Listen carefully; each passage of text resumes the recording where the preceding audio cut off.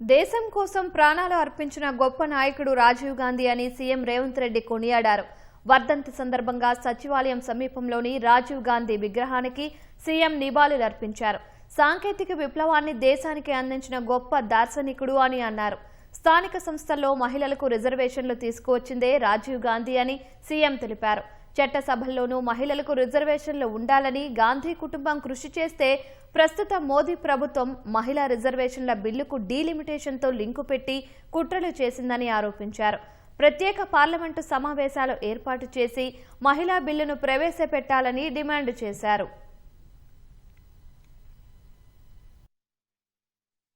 ప్రపంచ దేశాలలో భారతదేశానికి ఒక గుర్తింపు, గౌరవము.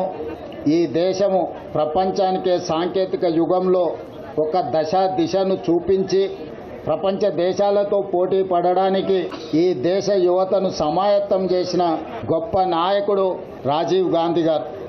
ఆర్థిక అభివృద్ధికి కారణమైన ఈ సాంకేతిక విప్లవాన్ని ఈ దేశానికి అందించిన గొప్ప దార్శనికుడు, గొప్ప నాయకుడు రాజీవ్ గాంధీ.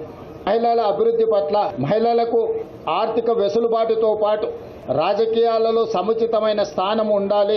స్థానిక సంస్థల్లో ఈ దేశంలో మొట్టమొదటిసారి మహిళా రిజర్వేషన్లను తీసుకొచ్చిన గొప్ప నాయకుడు రాజీవ్ గాంధీ గారు. వారి స్ఫూర్తితో యూపీఏ చైర్పర్సన్గా శ్రీమతి సోనియా గాంధీ గారు తెలంగాణ రాష్ట్రాన్ని ఏర్పాటు చేయడం జరిగింది. రాష్ట్ర అభివృద్ధిలో వారి స్ఫూర్తితో ముందుకు వెళ్తాం.